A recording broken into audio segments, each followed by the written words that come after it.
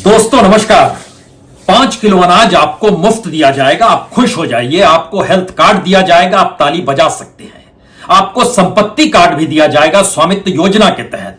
नौकरी नहीं मिल रही है तो चिंता मत कीजिए, आपके लिए हमारे पास मुद्रा लोन योजना भी है।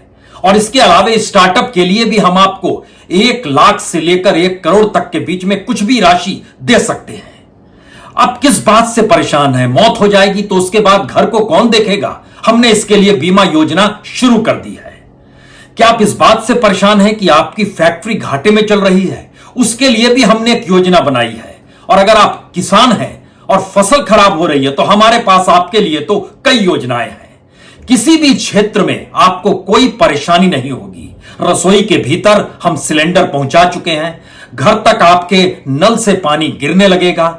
आने वाले वक्त में सड़क आपके दरवाजे तक होगी। और उसके बाद आवाजाही के लिए हमने एक पूरी व्यवस्था इस तरीके से योजनाओं की शुरू कर दी है। और यह सब कुछ घर बैठे हो जाएगा, क्योंकि भारत डिजिटल इंडिया में कन्वर्ट हो रहा है।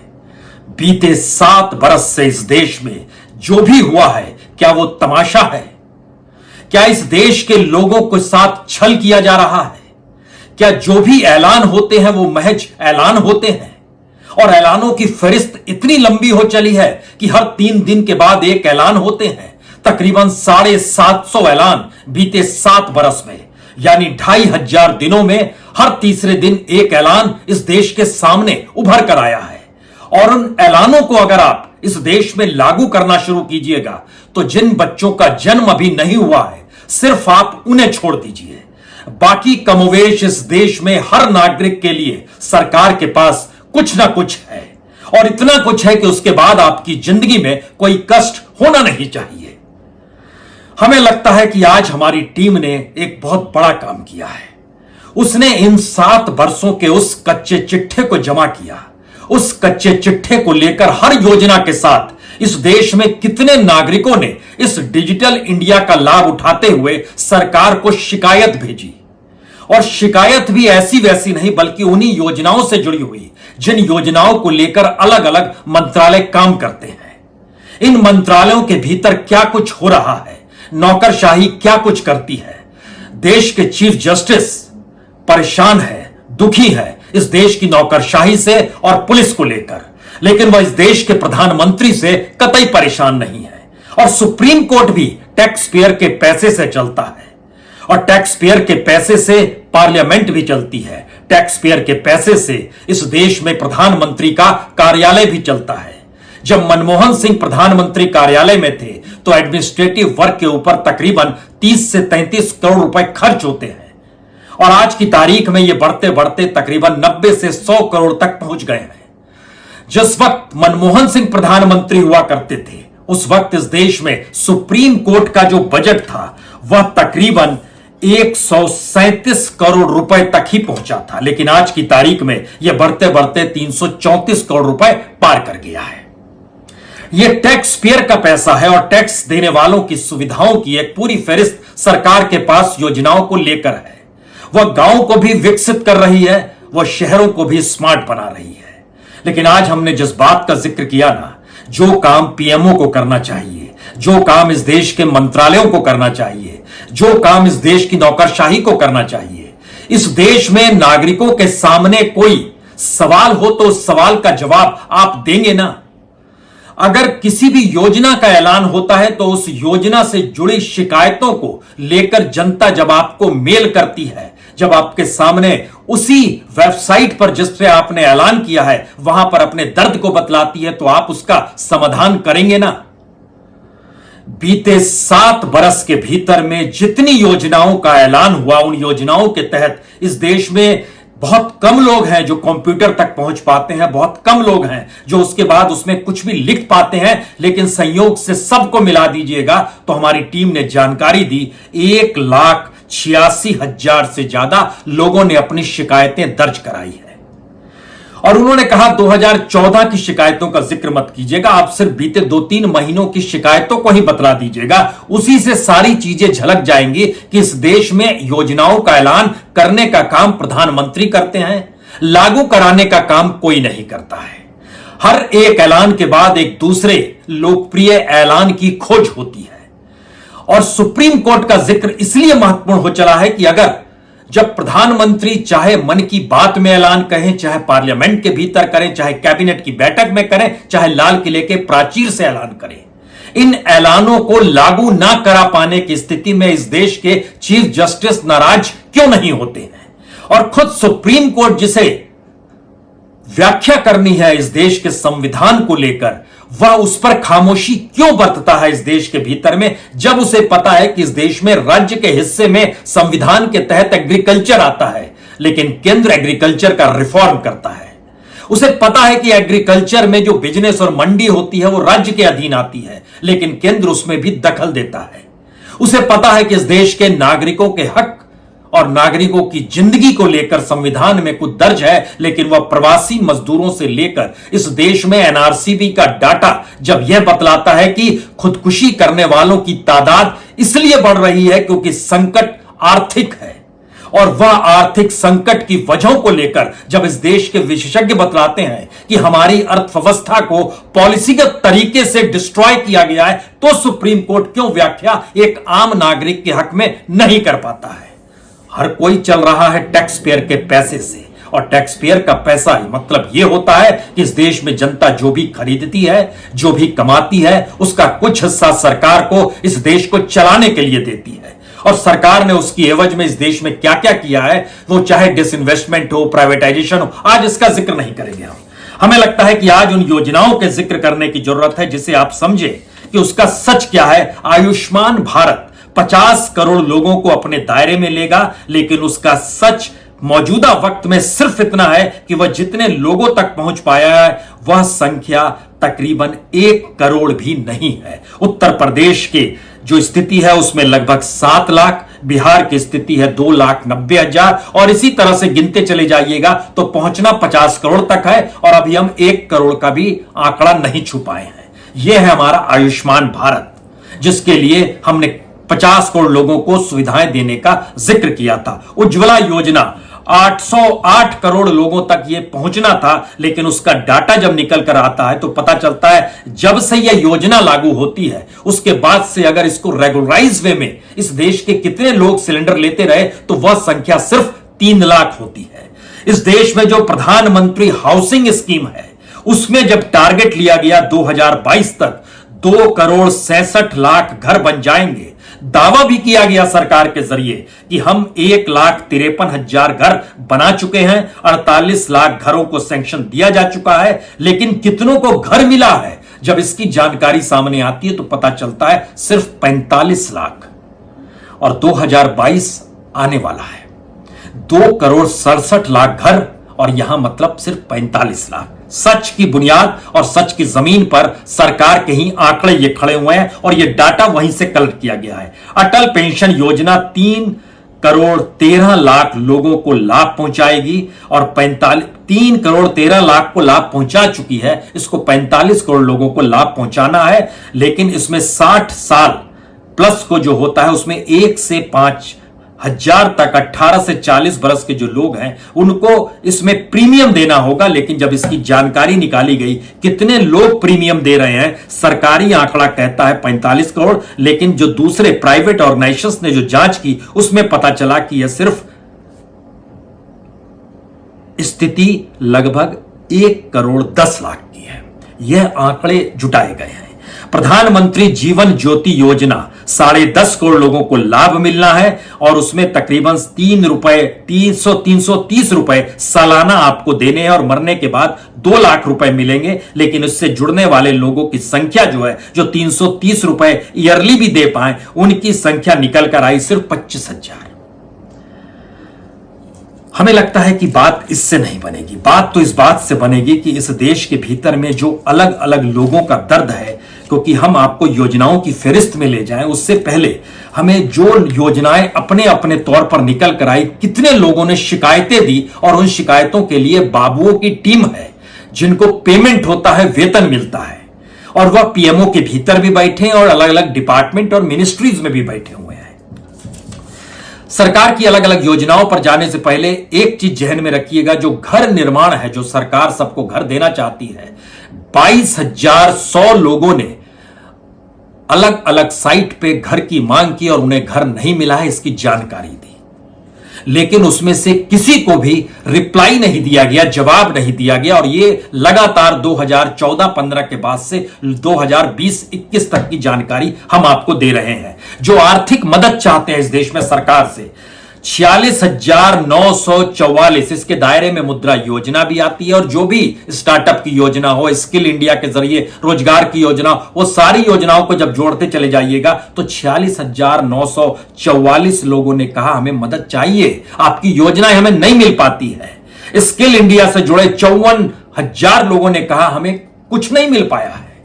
ये वो लोग हैं जो कंप्यूटर तक पहुंचते हैं और अपनी शिकायत दर्ज कराते हैं।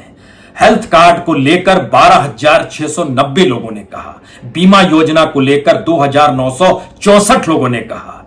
इस देश में किसानों ने भी अपनी दुख दर्द बताया, उसमें 19,654 किसान जो है वो फसल बीमा को लेकर अपनी गुहार लगा रहे थे, फसल बर्बाद हो गई, हमें मुआवजा क्यों नहीं मिलता है। और किसान सम्मान निधि, इसकी संख्या सबसे ज्यादा निकल कर आई सिर्फ 2020 में, जो रिएक्शन किसानों का था जिन्हें नहीं मिला, 22,690 किसानों ने कहा नहीं मिला। और 2021 में 9,876 किसानों ने कहा हमें कुछ लाभ नहीं हुआ। यानी कोई योजना जनता तक क्या नहीं पहुंच पाती है, वो गरीब है। क्या वजह है इसकी? अलग अलग योजनाओं को लेकर, और इस हाल में इस दौर में एक ऑपरेशन ग्रीन योजना भी शुरू की गई सरकार के जरिए, संयोग से उसको लेकर भी शिकायत दर्ज है, क्योंकि इस ग्रीन योजना के तहत सब्जी और फल की उचित कीमत मिलनी चाहिए, लेकिन मध्य प्रदेश, उत्तर प्रदेश और महाराष्ट्र को लेकर वहां के कई किसानों ने अपनी शिकायत दर्ज कराई। टमाटर तक की सही कीमत नहीं, आलू की भी कई कीमत नहीं, क्योंकि संयोग से इस कोरोना काल में आलू, प्याज, टमाटर को भी उचित दाम मिलने चाहिए, इससे जोड़ा गया एक 500 करोड़ का बजट भी बनाया गया। लेकिन 72 कमेंट बताते हैं कि उचित कीमत तो दूर, लागत भी नहीं मिलती। हमें लगता है प्रधानमंत्री की योजनाओं के जिक्र से पहले आज इस बात का जिक्र करने की जरूरत है, जब प्रधानमंत्री ऐलान करते हैं तो उसका असर क्या होता है, उसमें हमें लगता है एक एक सुनने की कोशिश कीजिए आज, तब आप समझ पाएंगे। मोनिका दास, इन्होंने 23 सितंबर, हम लास्ट 2 महीने का ही सिर्फ लिए हैं जो शिकायत दर्ज करा रहे हैं, उसमें वक्त भी और तारीख भी दोनों दर्ज है। मोनिका दास 23 सितंबर 12:33 AM यानी देर रात के वक्त इन्होंने मेल किया है, सर मुझे सिलाई मशीन की जरूरत है, कोई योजना अगर होती हो तो मुझे दिला दीजिए। कौशल किशोर 24 सितंबर 7:15 सुबह का समय, अरे हम लोगों की सुनवाई कब होगी, हम लोग 35 साल से परेशान हैं, रहने का मकान नहीं, बैंक लोन नहीं देता और कहता है घर के कागज लाओ। अब किराए के घर में रहते हैं तो कागज कहां से लाएं? प्रधानमंत्री जी आपको हम फोन नंबर भेज दे रहे हैं, आप जरा देखिए 8127686355, ये उन्होंने नंबर भी लिख दिया। कोई संपर्क उनसे आज तक नहीं हुआ। हमने संपर्क करने की कोशिश की, हमारी टीम ने संपर्क करने की कोशिश की, उसका दर्द वही है। राजा राम 22 सितंबर 2:44 पर सुबह के वक्त, यानी वही देर रात के वक्त, वो कह रहे हैं सर हमारे पास कोई घर नहीं, निवेदन है एक घर हमारे लिए बनवा दीजिए। वो बनवाने की बात कर रहा है, और यहां तो सबको घर देने की योजना का ऐलान हो चुका है। इन्होंने अपनी जगह भी बताई है, रघुनाथपुरा गांव है, ब्लॉक हिंडोली है, सिटी बूंदी है। इन्होंने भी अपना मोबाइल नंबर लिख दिया, सर संपर्क कर लीजिए, घर दे डालिए, 8905875085 है, कुछ तो दे डालिए, ये इनका कहना है। इस फहरिस्त में जो अलग अलग नाम निकल कर आए, धर्मेंद्र सिंह 4 अगस्त को 11:57 सुबह के समय इन्होंने लिखा, प्लीज हेल्प मी, मुझे बिजनेस लोन चाहिए, स्थिति बहुत नाजुक है। अनुपमा शर्मा 18 जुलाई 2021, मुझे रोजगार के लिए पैसे चाहिए, प्लीज हेल्प। निहार 27 सितंबर को ये लिखते हैं 11 बजे, मुझे लोन चाहिए सर, आपकी लोन योजना है, कुछ तो दिला दीजिए। जोगेश 6 सितंबर को लिखते हैं 7:47 सुबह के वक्त में, जनधन योजना भी आपने खोली है लेकिन पैसा नहीं आता है, और पैसा है नहीं, ये कौन सी। और एक उसके साथ एक दूसरे लिखते हैं कि हम जनधन योजना खोलने जाते हैं तो कोई खोलता ही नहीं है। गुड़िया देवी कहती हैं 12 अगस्त को 5:16 सुबह के समय, उनके नाम से जो दर्ज है सरकार की वेबसाइट पर, मुझे रोजगार के लिए पैसे चाहिए, प्लीज हेल्प, बहुत ही गरीब हूं, कुछ तो मदद मिल जाए, कहीं से तो कुछ हो जाए। अंकुर सिंह 17 सितंबर 2021 को 5:37 शाम के वक्त में, ड्राइवरी भी जानते हैं लेकिन काम ही नहीं मिलता है, क्या करें, इस दौर में कुछ भी नहीं है, स्थिति बड़ी नाजुक है। रोहित खरवार 16 अगस्त को यही बात लिखते हैं और संजय कुमार 16 अगस्त को यही बात लिखते हुए दोनों एक बात का जिक्र करते हैं, किसी तरीके से हमारा कुटीर उद्योग एक खुलवा दीजिए। हमें लगता है रैंडमली ये सारी चीजें निकाली गई हैं, क्योंकि 1,86,763 शिकायत और दर्द है सरकार की वेबसाइट पर, जो अलग अलग मंत्रालयों और अलग अलग योजनाओं के जरिए सरकार ने ही क्रिएट की है, उसी में यह दर्ज है।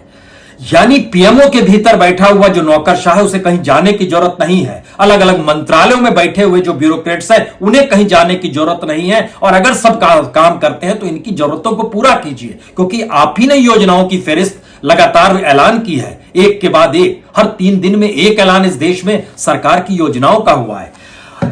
कितनी बातों को पढ़े, क्योंकि हमारे पास लगभग 6 पन्ने निकल कर आए सिर्फ शिकायतों के, कि इन शिकायतों को जिक्र कर दीजिए। हमें लगता है एक सुन लीजिए, उसके बाद हम सरकार की योजना पर आएंगे। दीपेश श्रीवास 27 सितंबर 2:27 पे इन्होंने एक मेल किया सरकार को। सीधे कहे, सरकार का मतलब यहां पर एक ही शख्स है। सर, मैं तो एक ही बात बोलना चाहता हूं सर, गरीब लोगों को यहां कोई योजनाओं का लाभ नहीं मिलता। बस गरीब लोग पैदा होते हैं मरने के लिए, क्योंकि अमीर लोग और जो आपके नीचे के अधिकारी हैं वह गरीब लोगों को सरकारी योजनाओं का लाभ नहीं होने देते। पर सर जी, आपकी कोई गलती नहीं, आप सिर्फ योजनाओं को गरीबों के सामने बोल सकते हैं पर दे नहीं सकते। इसीलिए गरीब पैदा मरने के लिए होता है, क्योंकि आपकी योजनाओं का कोई लाभ गरीब को नहीं मिलता है। समूचा सच दीपेश श्रीवास ने ना फोन नंबर लिखा ना, लेकिन यह बात उन्होंने सरकारी वेबसाइट पर डाल दी।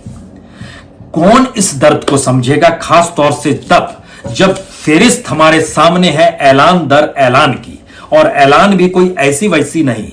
हमारे पास जो ऐलानों की फेरिस्त आई वो 700 के करीब ऐलान हुए हैं इस देश के भीतर में बीते 7 बरस में। हमने उसमें से कुछ चुनिंदा ऐलानों को निकाला और हमें लगा आपको जानकारी देनी चाहिए। मसलन इस देश के भीतर में एक स्किल इंडिया मिशन आया जो 28 अगस्त 2014 को था। 2014 में ही आ गया था स्किल इंडिया। स्किल इंडिया के जरिए कितने लोगों को नौकरी मिली, यह जानकारी तो पूरी पुष्टि नहीं हो पाई, सिवाय इसके कि स्किल इंडिया के तहत लोगों ने जो शिकायत की वो 54,000 लोगों ने कहा कोई काम नहीं मिल पा रहा है। सब कुछ कर लिया, देख लिया, समझ लिया। और आपने जो इंस्टीट्यूट खोला स्किल इंडिया का खुलवाया, उसमें कुछ पैसा देके भी भर्ती हो गए, कुछ नहीं मिला। नाजुक स्थिति है। मेक इन इंडिया, यह भी 28 सितंबर 2014 को, और इसके जरिए था कि मैन्युफैक्चरिंग सेक्टर को प्रमोट किया जाएगा। लेकिन आज की तारीख में मैन्युफैक्चरिंग सेक्टर नेगेटिव में है, और मैन्युफैक्चरिंग सेक्टर का जो डाटा निकल के आया, तकरीबन 3,80,00,000 मजदूरों के पास इस दौर में काम नहीं है जो कल तक था। उनका उपाय आपके पास क्या है कोई नहीं जानता है, लेकिन ऐलान हुआ है। हमें लगता है इस फेरिस्त में बहुत सारी श्रमेव जयते योजना 16 अक्टूबर 2014 को ऐलान की गई थी लेबर के डेवलपमेंट को लेकर, और श्रमेव जयते योजना में जिन बातों का जिक्र था उन बातों की फेरिस्त जब मजदूरों को लेकर बिल जो पार्लियामेंट में 2020 में पास किया गया, उसने सारी चीजें धो दी। पूरी सामाजिक सुरक्षा का जिक्र श्रमेव जयते में 2014 में, और 2020 में जो बिल आता है वो सारे अधिकार शिफ्ट हो जाते हैं जो नौकरी दे रहा है, यानी जो मालिक है। अब आप क्या करेंगे? इसी 6 साल 7 साल के भीतर आप हां भी कहते हैं, नहीं भी कहते हैं, और इससे जुड़ी हुई मजदूरों से जुड़ी हुई जो जानकारी निकल कर आई, जो लेबर्स ने अपने तौर पर जो पहुंच पाए, उनकी संख्या 972 है। 972 लोगों ने उसमें शिकायत दर्ज कराई है कि हमारे पास कुछ भी काम नहीं है। उनकी कम से कम समाधान कर दीजिए। जो हमें 1,86,000 लोगों का जिक्र कर रहे हैं, कम से कम उसी को आप अध्ययन कर लीजिए। 2015 में इस देश में बेटी बचाओ बेटी पढ़ाओ का जिक्र 22 जनवरी 2015 को हुआ था। लड़कियां सामाजिक और वित्तीय तौर पर आत्मनिर्भर होगी, और संयोग से बेटी बचाओ बेटी पढ़ाओ के तहत कितनी बेटियां बची, कितनी पढ़ी, यह तो दूर की गोटी है लगभग। लेकिन लगभग इसमें जिन बच्चियों ने अपने उस वेबसाइट पर सरकार के सामने अपनी बातों को रखा है कि बहुत मुश्किल है, छेड़छाड़ से लेकर रोजगार तक की जो परेशानी बरताई गई है, उसमें लगभग ये 21,000 बच्चियों ने अलग अलग वेबसाइट पर अपनी जानकारी दी है। हमारी टीम डेडिकेशन के साथ काम करती है, लेकिन उसको कोई वेतन नहीं मिलता और कुछ चाहिए भी नहीं। बड़ा ही पैशन है ये जर्नलिज्म एक।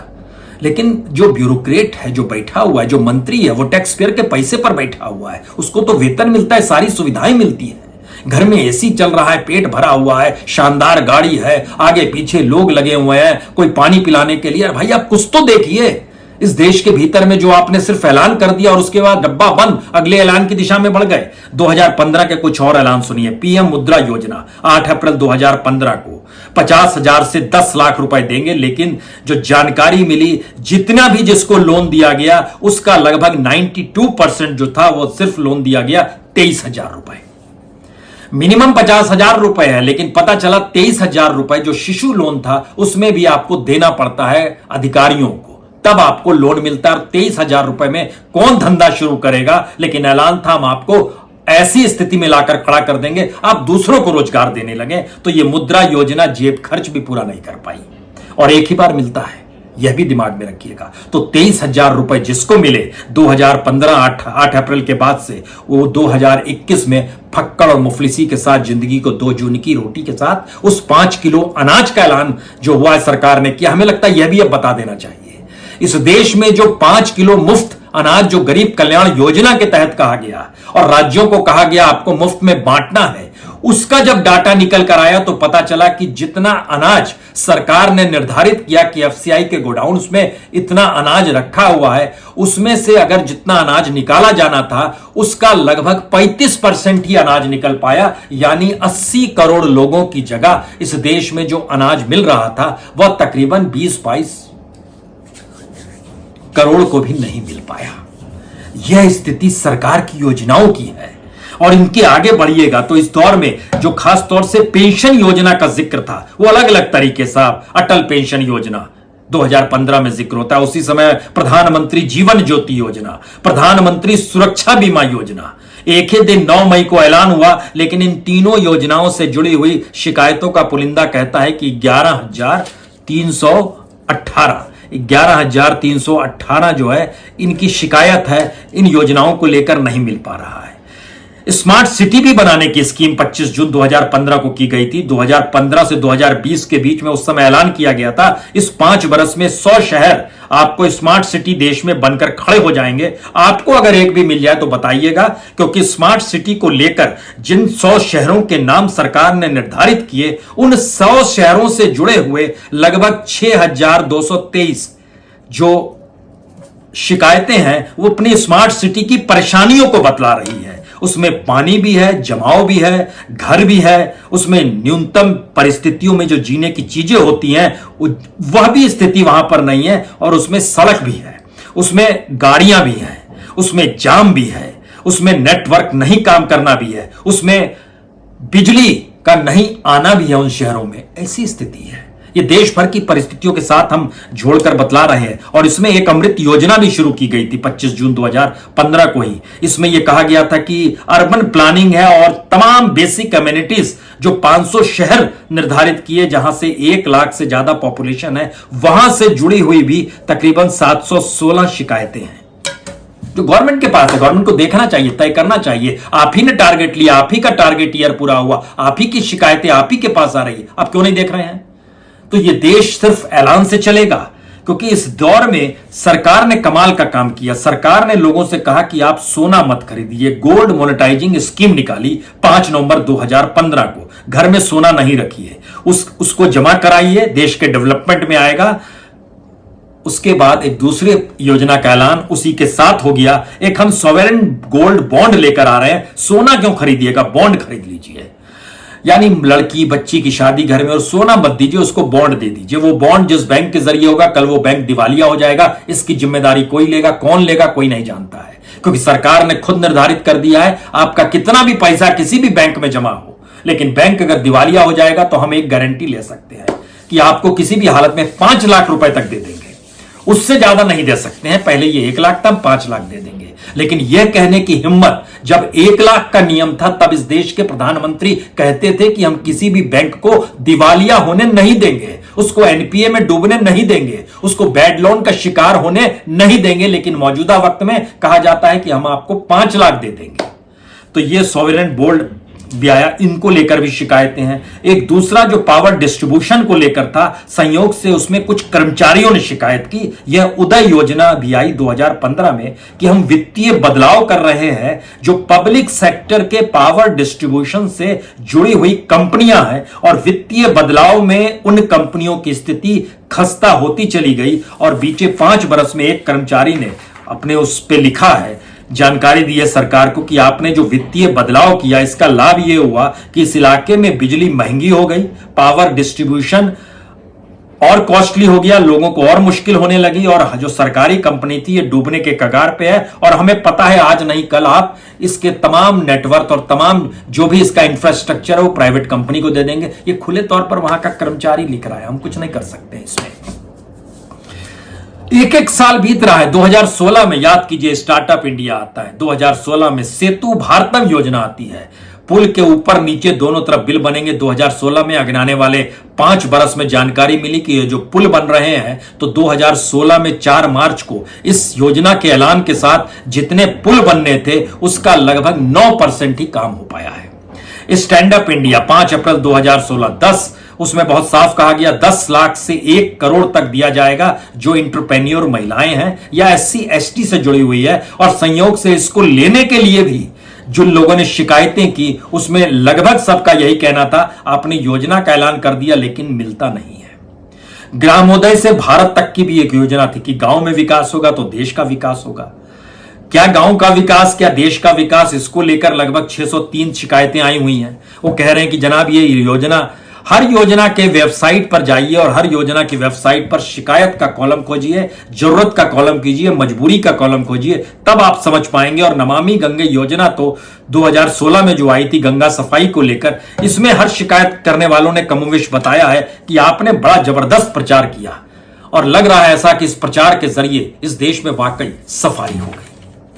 अब आखिरी सवाल इन सब के बीच आपके जहन में क्या आता है? जब इतनी बड़ी स्थिति में इस देश को चलाया जा रहा है, तब क्या यह कहा जा सकता है कि ये योजनाएं महज योजनाएं हैं, और इस देश को चलाने के लिए कौन ध्यान देगा? क्योंकि पार्लियामेंट के भीतर भी, और वह पार्लियामेंट जिसपे खर्च होता है कि कहते हैं कि हंगामा हो गया, भाई वो टैक्स पेयर का पैसा है। हमें लगता है कि सुप्रीम कोर्ट के जस्टिस जब है नाराज है, इस देश में जो परिस्थितियां हैं उसको लेकर, किसानों को लेकर भी परेशान हो जाते हैं, आंदोलन को लेकर भी परेशान हो जाते हैं, लोगों के कामकाज क्यों नहीं हो पा रहे हैं इसको लेकर भी परेशान होते हैं, पॉलिटिकल और ब्यूरोक्रेसी के नेक्सस से जो परेशानी होती है सबको लेकर परेशान होते हैं। तो एक बार संविधान की किताब खोलकर इस देश के नागरिकों के हक, उसमें क्या क्या लिखे हुए हैं, उन हकों का जिक्र करते हुए सुओ मोटो लें, एक खुद ही हो तो PIL दर्ज कर दें या सुओ मोटो लें, और उसके बाद सरकार को बुलाएं और पूछें, यह है 2014 से 2021 तक का कच्चा चिट्ठा। इस कच्चा चिट्ठा में बताइए आपने जो ऐलान किया उसमें कितना पूरा हुआ। डाटा मत दीजिए, उसमें सिलसिलेवार तरीके से बताइए, और हम अपने जो छोटे से छोटे जो कोट्स होते हैं उनको लगाएंगे और आपकी जानकारी हासिल करेंगे। जो आप कह रहे हैं सच है या नहीं है, और नहीं सच है तो फिर वो इलेक्शन कमीशन को नोटिस भेजा जाए और कहा जाए अब आप चुनाव करा दीजिए। और एक नोटिस इस पर भी जारी हो, इस देश के भीतर में सिर्फ ऐलान से सरकार नहीं चलती और देश नहीं चलता है। ऐलान दर ऐलान और लोगों की मुश्किल दर मुश्किल के बीच कोई तो तय करेगा। मुश्किल हालात है, लेकिन सच यही है, सरकार का कच्चा चिट्ठा यही है। बहुत बहुत शुक्रिया, बहुत बहुत शुक्रिया।